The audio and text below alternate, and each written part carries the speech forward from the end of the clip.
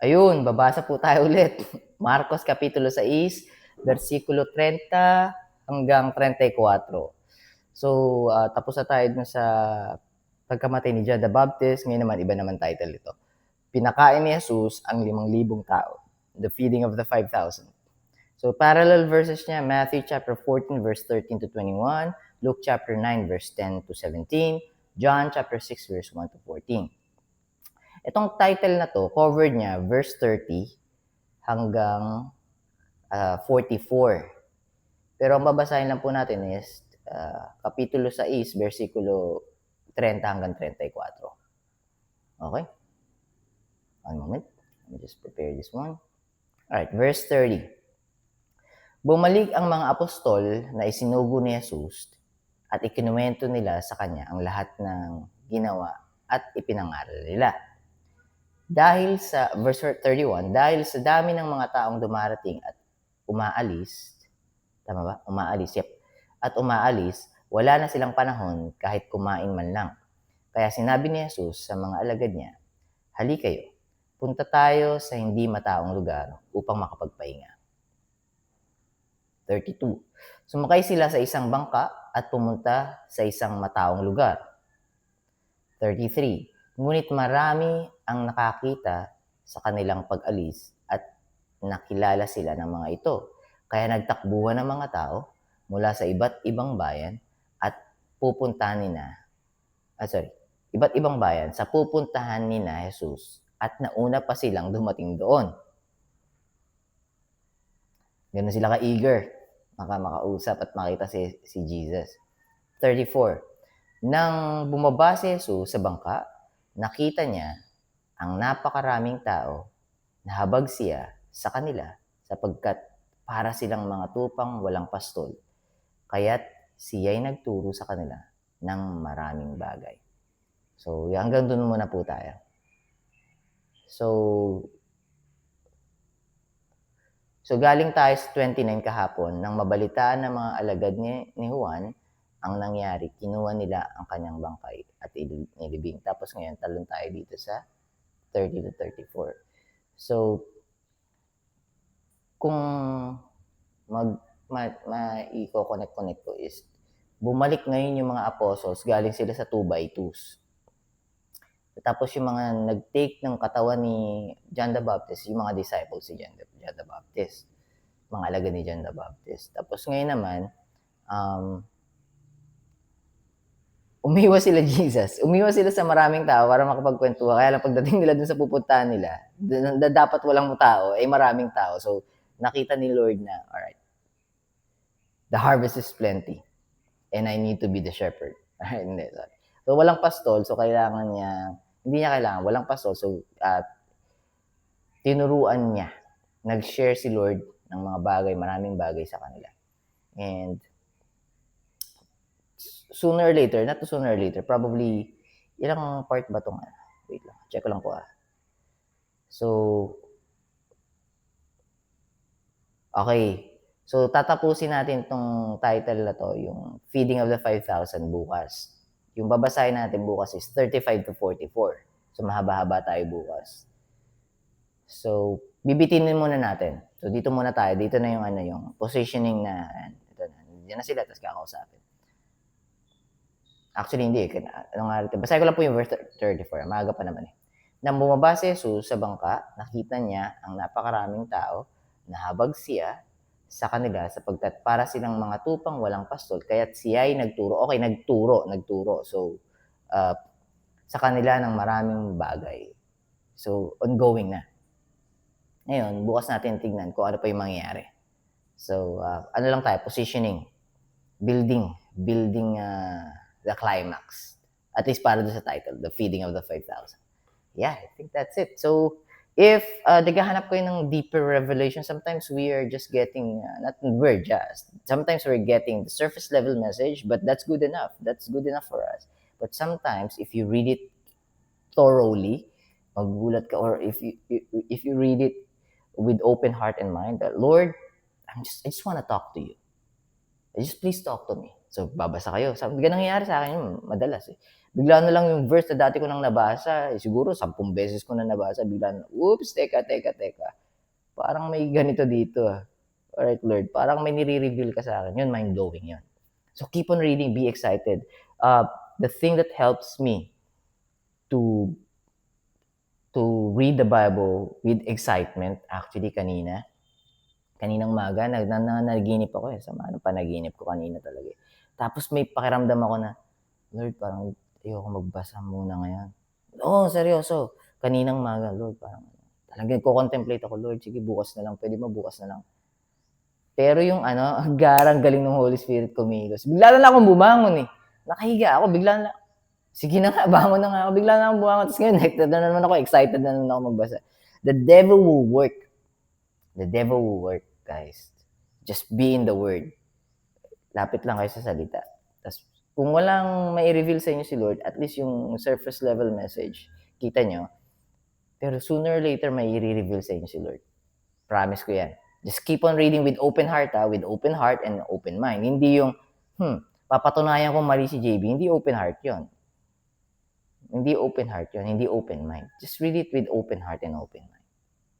And, yun pala, yung natutunan ko kay Janet Chang, which I'm holding onto up until now, is, if you're going to read the Bible, don't read it to study it. Don't read it to understand the Bible. Because you're trying to tell God that I will be able to understand you completely. No, we can't. Read the Bible, look for Jesus. Read the Bible like you're talking to your father and mother when you were 5, 6, or 7 years old. You're just accepting every word that's coming from your parents back then. Why not try here, and then you'll be amazed on how, when you understand the things that God sees you ready to understand, God will give us the wisdom that we need, not the wisdom that we want. So if you're reading the Bible to get the wisdom that you want, to use it, you're not ready. But if you're just openly reading it, all right, Lord, whatever you say, that He will give you the wisdom that you need, because He knows what we need. Sometimes He grants us what we want, if only it's in line with His will or with His plan. But if not, He will take us out of that road, of that direction. It's a redirection from God. It's a no. But sometimes He grants us what we want, because He knows that it is going through the same path, His plan. But the things that we need, He will definitely provide it. He will definitely provide it. Where have I read it? Matthew chapter 6, verse 32. Read it. Matthew chapter 6, verse 32. You know what? I still have time. Let me just go through it. I just want to prove that God said He knows what we need and He will give it to us. So Matthew chapter 6. Let me just go through it. Verse 32. You know what? I'll read verse 31. You know what? I will read verse 30. Wherefore is God so clothed the grass of the field, which today is, and tomorrow is cast into the oven? Shall He not much more clothe you? So if He's doing this to these living things, won't God do it for you as well? Definitely He will do it for us. Verse 31. Therefore take no thought, don't worry. Therefore take no thought, saying, what shall we eat, or what shall we drink, or wherewithal shall we be clothed, or what clothes we will be wearing, or are we going to be clothed? 32. This is what I'm talking about. For after all these things do the Gentiles seek, do the unbelievers seek before. For your heavenly Father knoweth that ye have need of all these things. Verse 33. I think you are familiar with this verse. But seek ye first the kingdom of God and his righteousness.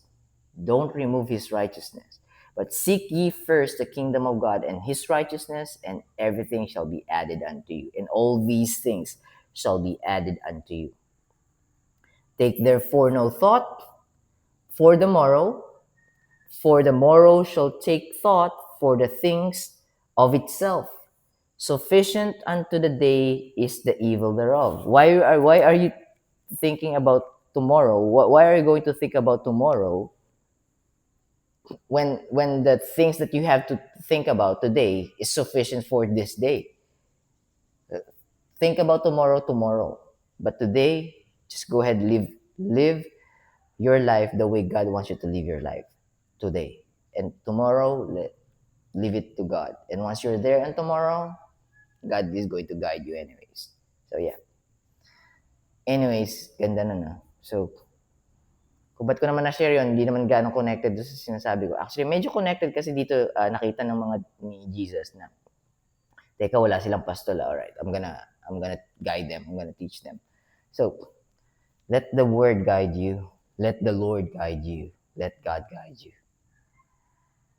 on how we live our remaining lives after we got saved. Past life, ando na yun eh. It's going to save us a reminder for us na, JB, kailangan mong pagdaanan yun eh. Kasi kung di mo pinagdaanan yan, mga pinagdaanan mo in the past, di ka lalapit sa akin. Malayo ka pa rin sa akin. So, now, move forward. Now you've met me, now you've encountered me, now that I'm living inside of you, now you're that in me, you believe in me. All right, let's walk together. Follow my instruction. Follow my lead, JB. Stop following your lead anymore. You're done with it, right? Yes, Lord. All right, follow my lead. Okay, 12 minutes na. Na-stretch ko na naman. Pero babasa pa ako after nito. Bible study number 302. Feeling ko babasahin ko na eh. Kasi anong oras na ba? 7 lang. 7 a.m. lang. So, babasahin ko na talaga to. Yeah. So, see you tomorrow.